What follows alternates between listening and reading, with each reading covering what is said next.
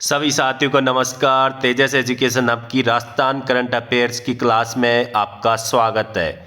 आज हम 30 जनवरी 2024 के महत्वपूर्ण करंट अफेयर्स पर चर्चा करेंगे।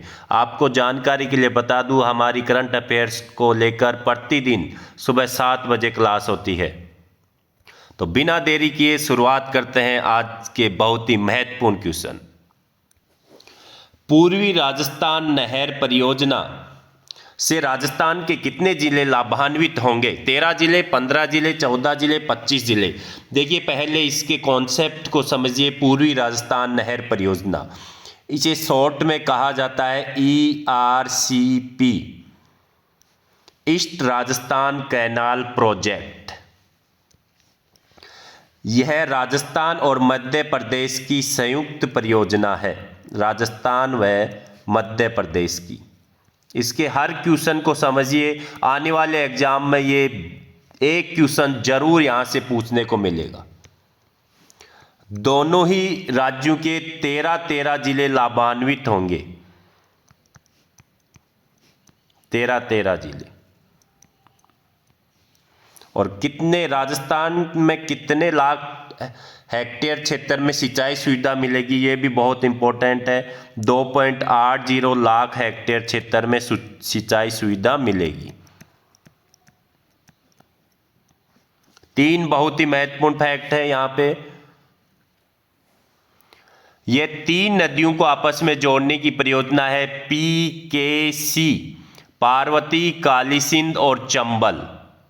तीनों नदियों को जोड़ के पूरी राजस्थान नहर परियोजना का निर्माण किया जाएगा।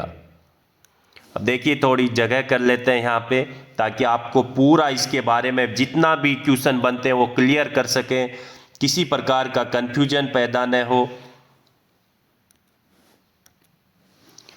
पिछली सरकार ने, अशोक गहलोत ने इसके लिए बजट में 9,600 करोड़ रुपए का प्रावधान किया था।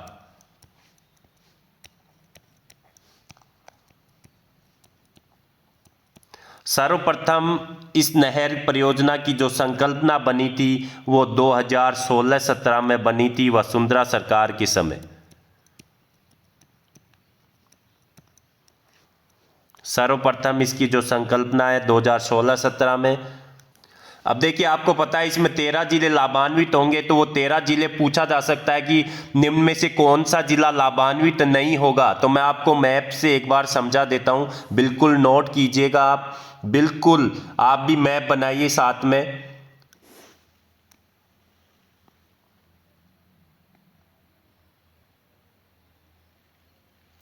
बिल्कुल मैप बनाइए ताकि आपको बिल्कुल ये डाटा कंफर्म हो सके, बिल्कुल समझ में आ सके।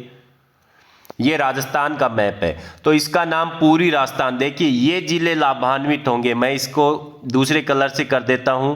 इसमें ये जिले लाभान्वित होने वाले हैं। अगर इधर का कोई जिला आ जाता है तो आप उस पर बिल्कुल टिक कर देना।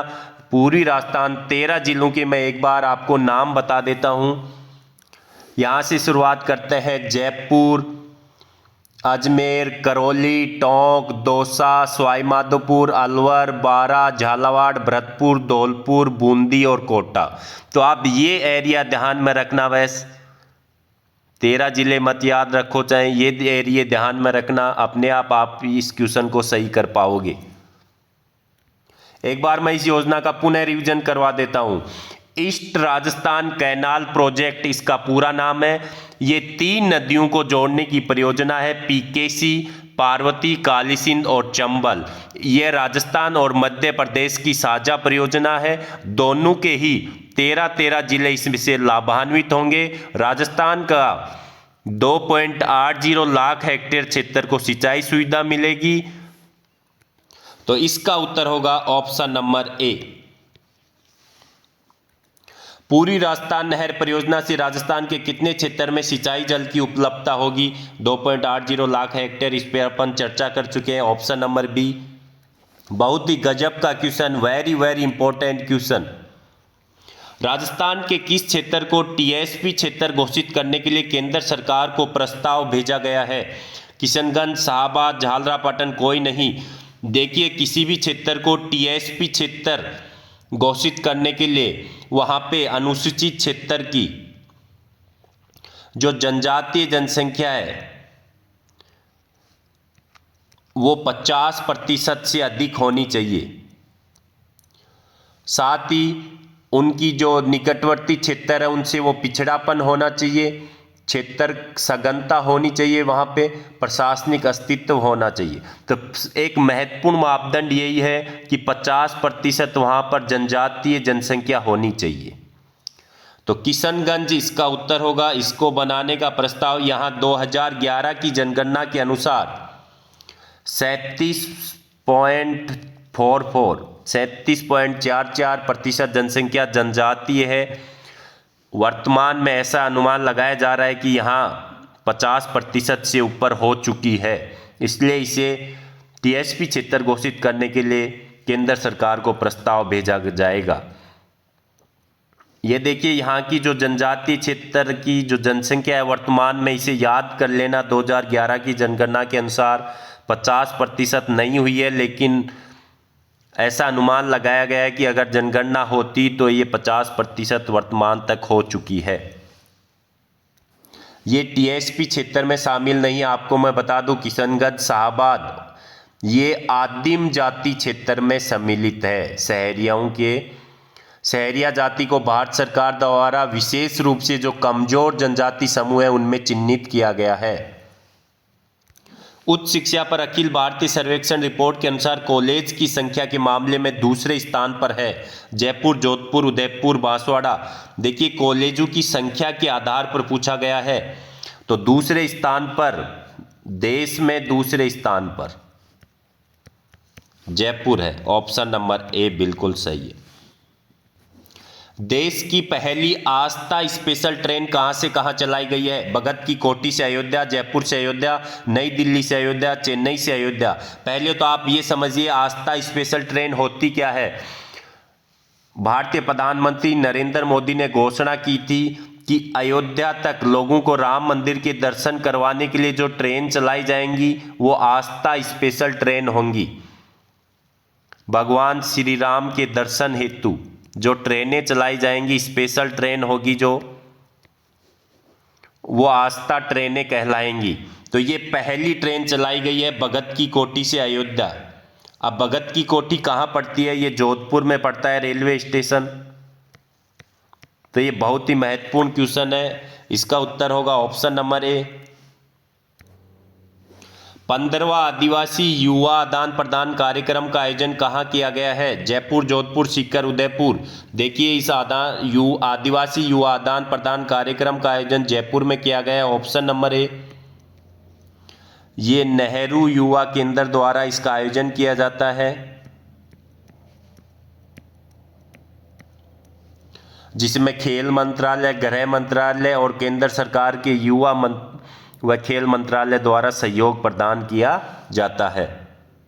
देखिए आपको बता दूं हमारे द्वारा प्रतिदिन 10 मिनट में डेली करंट अफेयर्स को कवर किया जाता है और फिर हमारे द्वारा वीकली रिवीजन क्लास होती है और फिर मंथली क्लास भी होती है।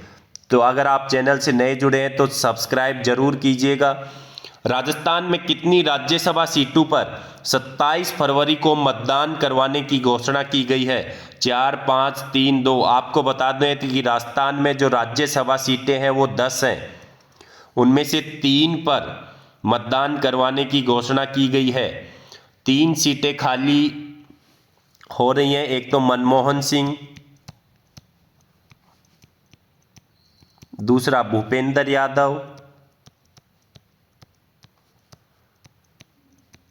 और तीसरा किरोड़ी लाल मीणा, जो राजस्थान में मंत्री बन चुके हैं। तो 3 सीटों पर मतदान होगा। तीनों के नाम भी याद रखिए। ओम आकृति, ओम आकृति कैसी होती है? देखिए ये ओम आकृति होती है। पर बने देश का पहला शिव मंदिर का निर्माण कहाँ किया गया है? पाली, राजसमंद, भीलवाड़ा, नागौर। पाली इसका उत्तर होगा ऑप्शन नंबर ए। ये चर्चा में है, सुर्खियों में है। देश का पहला मंदिर है। यहाँ पे 19 फरवरी को प्राण प्रतिष्ठा कार्यक्रम रखा गया है। इसलिए ये चर्चा में है। ये जब से इसका निर्माण किया जा रहा है, ये अखबारों में सुर्खियों में बना रहा है। साथ ही आपको बता दें, जो नवीन जिलों के सर्जन के लिए जो राम लुभाया समिति बनी थी, उसके कार्यकाल को अब समाप्त कर दिया गया है इस कमेटी को। इस प्रकार देखिए, आप अपना समय देख सकते हैं। हमने सिर्फ 10 मिनट में बहुत ही महत्वपूर्ण क्वेश्चनों को कवर किया है। तो आप लाइक और कमेंट जरूर कीजिएगा। धन्यवाद।